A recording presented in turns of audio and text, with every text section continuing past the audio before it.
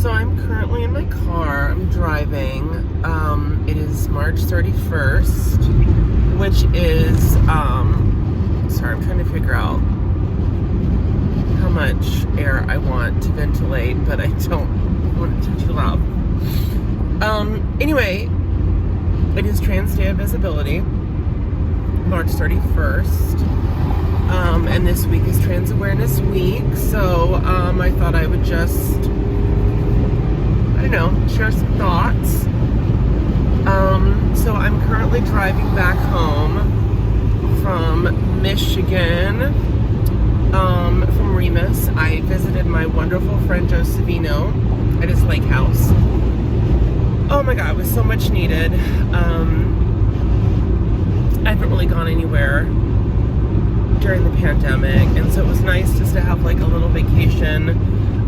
I grew up in the country, so I've always had a connection with nature and sort of rural environments. There is this dichotomy because I think, unfortunately, a lot of nature and rural areas, not all of them, and not everyone out there, has been co-opted by a certain right-wing Christian evangelical type of people or mode of thinking, which is unfortunate because they don't own nature, and nature is for everybody, and I love nature. And I think for a long time it made me not it made me a little sort of ashamed of that side of me that loves nature and really responds to it because of that. And I had to realize that, no, there's plenty of hippie people, there's plenty of gay and trans and queer people and artists that love nature. I mean, you have Austin, Texas, you have Asheville, North Carolina, you have Savannah, Georgia, you have, Santa Fe, New Mexico. So there's all these places that are very nature and natural, that are very open and cool. And of course, a lot of indigenous cultures and people, they're very, in tune with nature and about nature. And unfortunately, crazy Western European people, did horrible things and kind of stole that land. And so, so I'm sort of on this quest to sort of take nature back for me, because I do appreciate, I love living in the city. Let's not get that wrong. I love Chicago, but it's not who I am, and it's not what I grew up. I grew up in a very rural area, and that's just part of me. And I love nature, and I love the harmony with it. We're on the lake. I love the stars. I love the solitude, the quiet, hearing the birds sing and the wind rustle, all of that stuff. And what was really cool is all the people that were out there. Most of them were really kind of liberal people. There were a lot of teachers. Everybody was vaccinated, and it was just really cool. And I got to talk to live chickens, and my great aunt, who owned all the property that we lived on and around us, she had a menagerie of birds. She had peacocks and chickens and chickadees and stuff, and it was really cool to always go over there and see that. And so it was nice to sort of talk to some chickens, bark, bark, bark, But yeah, so we hung out with those people, and we had a bonfire, and they were so fun. And yeah, it was not everybody out there is a crazy redneck Republican. I mean, definitely there was that. You would see crazy signs where you were like, good gracious. And they've also co-opted, or they tried to co-opt religion, which sucks, because to me, I'm an American Baptist. I go to American Baptist Church. It's very liberal, and to me, Jesus and Christianity is this very liberal, socially progressive thing that's all about, liberation theology and acceptance, and the whole point of it is to be radical in a liberal way. It's supposed to love and accept everybody and do good in the world and make the world a better place. That whole thing where you make things better than you leave it better than when you found it. It's that kind of whole thing. And so it's just weird to see and eye-opening to see, like, this is what I think is a bastardization of Christianity, and it's really sad to me. And it's gross. Anyway, I got off on a crazy tangent. So yeah, like, I'm happy to be going back to Chicago because, you know, I love my friends and I miss my kitties and my roommate. And at the same time, I'm really sad that I'm having to leave nature, and so I think I have to find a way to get more of it in my life. Watch out. Vehicle stopped on shoulder ahead. That's my ways. I have it set to like a sexy UK voice named Simon. So what's up? It's Trans Day of Visibility. I am trans. I started transitioning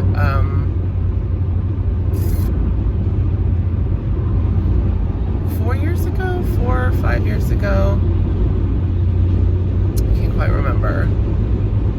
It might have just been 4 years ago. It feels like it's 5, but I lose track of time. And so my trans birthday is actually coming up, which is the day that I announced on Facebook and I started hormones and all that stuff. You know, last year, right before the pandemic, I did a consultation for my gender confirmation surgery, and then the pandemic hit. You know, I talked to them in November, and they were like, look, we were already behind, and now with the pandemic, we're even more so. So they're like, check back with us in March. It's now almost April, so I'm going to have to check back in with them. They're going into Vice, which is going to be a surgery center at Rush, and so hopefully they will be able to do more often. So I'm hoping to get that done this year. That would be really great. I would really appreciate that in my life. And so, you know, I think to me the whole point of visibility and representation is kind of like a means to an end, and so we don't have to. So people don't have to. So people can just live their lives however they are, and they, you know, and that, you know, you can just be a trans person or a queer person or, you know, a person of color or a person with disabilities or whatnot, and not have to be a thing where other people don't make it an obstacle and people don't like impede your rights, you know, or and challenge your safety and your ability to live and function. You know, it's because the more Harvey Milk would always like, you know, you'd always say coming out, you know, is such a good thing, because the more people you come out to, the more visible you are, and the less people can sort of make it taboo or villainize it because they know you as a human. So the idea is to be visible and have representation so we can get more and more rights. So eventually we would start to a future where everybody's like whatever, and there's nothing is put upon you. Like, you're not like expected to be hetero or cisgender or whatever, and people are just accepted for who and what they are from the get-go, and they just live their lives. And then it's like, oh yeah, of course, you know, I'm trans or I'm non-binary, and or both, or I'm gay, you know, or I'm a person of color, or I'm a wheelchair user, or, you know, I speak such and such language, or I immigrated here, my parents were from elsewhere and came here, or I have such and such mental health issue, and it's like, oh, okay, great. How can I help you? Like, how can I be an ally and be a better person to you in the world? So, to me, that's the goal. We're not there yet. Yeah, so there's still too many trans people dying, and especially trans people of color, and especially BIPOC trans people, and even more specifically, Black trans people and Black trans women die at an alarming rate. And I mean, and you know, trigger warning, by die, I mean a lot of times they are killed in very gruesome ways, which is horrifying. there's literally, and I've talked about this, there's literally an article that's like list of people killed for being transgender. And I think a part of the problem is that because it's not like a mass thing, it's always like individual things that people don't realize how quickly that collects up to be a huge number and a problem. And a huge part of the problem, especially for those particular trans women, and even for me as a trans woman, is that a lot of times the people that are doing the harm and the killing are the people that profess to love you. So there's not space made for, say, like cis men who are attracted to trans women because they're women, you know, the end. And so, you know, and so there's a weird, I don't know, it's almost how you see like repressed gay people, you know, are more likely to be against gay rights and stuff, and you know, you'll see like these congressmen and stuff that are like really virulently anti-gay, and then it turns out that they're having a gay affair or whatever. It's kind of that thing, I think, except it's towards other people, you know, like they have this weird thing where they can't reconcile the fact that like it's okay for them to love trans women, and that doesn't mean that they're not straight. It might be. I mean, someone might be bisexual or pansexual or whatever and be attracted to all gender identities, you know, and that's fine. But someone might literally be a straight cisgender man and be attracted to trans women because they are women.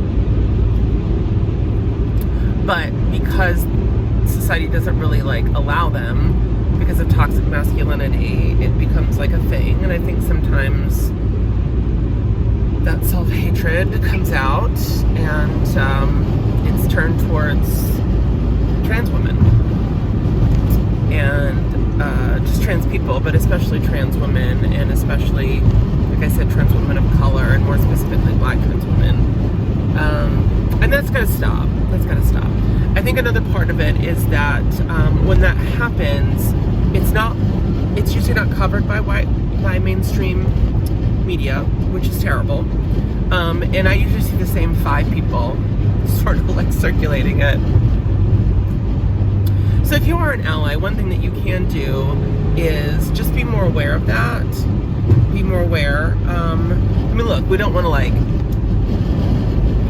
our lives to be about our tragedies, right? We don't want that. But at the same time, if people aren't aware of this stuff that happens to us, they don't know it's an issue. So like, just, you know, maybe educate yourself and realize that there are, like, say if I post something, you know, that has to do with,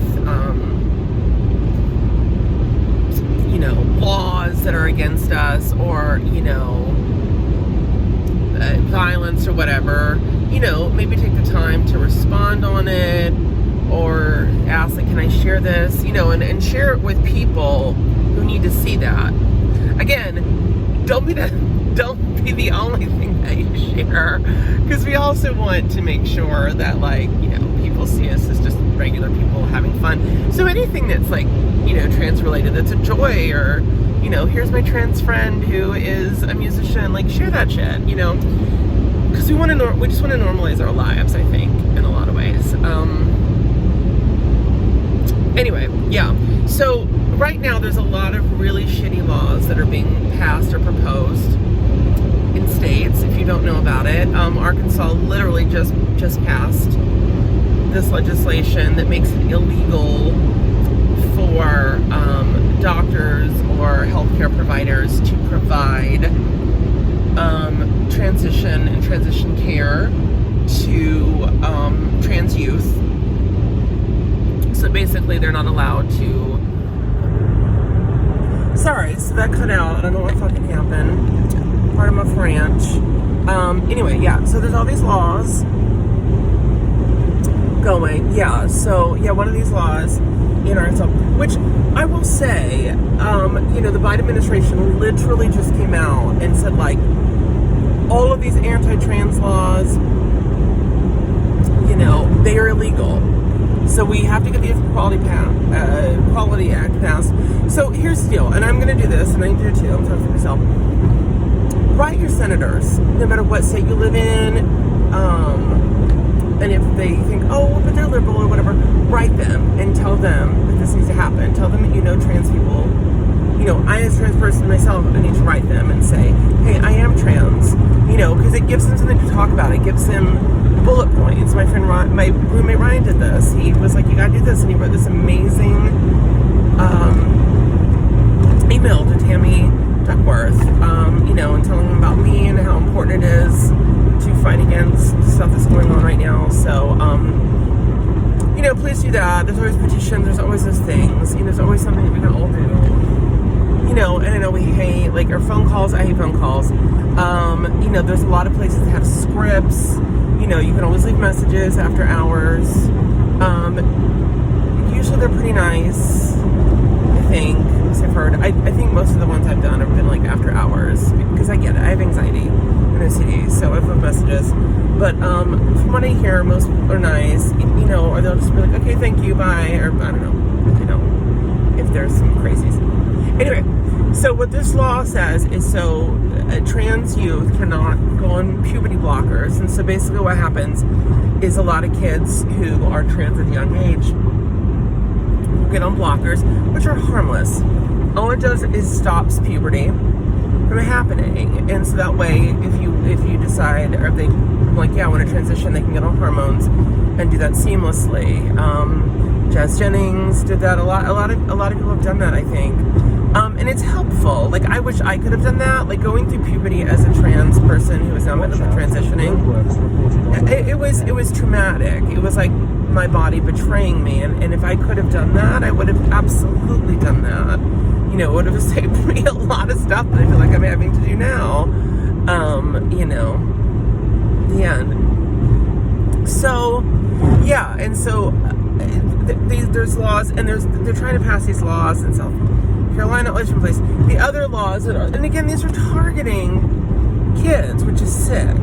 And the thing with they're also targeting youth who are like trans people cannot play sports on the team of their gender, and so you're forcing them to play on a team that is not their gender, that is traumatic. And again, sports was really hard for me growing up, and having to be in locker rooms with Ben, basically. It was traumatic and weird. And, had I been able to allow to be transitioned earlier and play on, a girls team, I might have. Okay, I don't know why my thing keeps cutting out. But it would have been a good experience for me, and I might have actually enjoyed it. And even not, I wouldn't have had this trauma that's related with sports. And it's just so stupid. It's so stupid because it's it's dumb. And the thing is, it's those things don't make people trans. People are trans, so all you're doing is torturing them. You're torturing them and making their life harder instead of accepting them and loving them and doing the thing that will help them, which is, I don't know why this thing keeps cutting out. Anyway, so yeah, so there's all this shit, and then there was an LGBTQ one across the board, I think, where they were trying to, again, make it legal for people to refuse care to LGBTQ plus people on religious or moral grounds, which is, again, bullshit, because the Christian thing to do, the right thing to do, whatever your religion is or not religion, is to help. You take a Hippocratic oath, help people. And I literally did a musical called Southern Comfort, that was based on a true story where a trans man was literally denied care, and then when he finally got it, it was too late. And so this is what it leads to, and this shit has got to stop. So anyway, I'm being visible, I'm here, please just know what's going on, try to help, try to support, try to be an ally, be out there and help us if you can. Call your senators, write, let people know that we are human and we just want to exist. Hopefully the Biden Act, the Equality Act, will come through.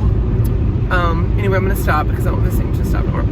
Sending love to all of my trans and or non-binary siblings and all my queer siblings. I love you all. Sending you love. All the allies, step it up, help us. Love and light. Bye. Okay.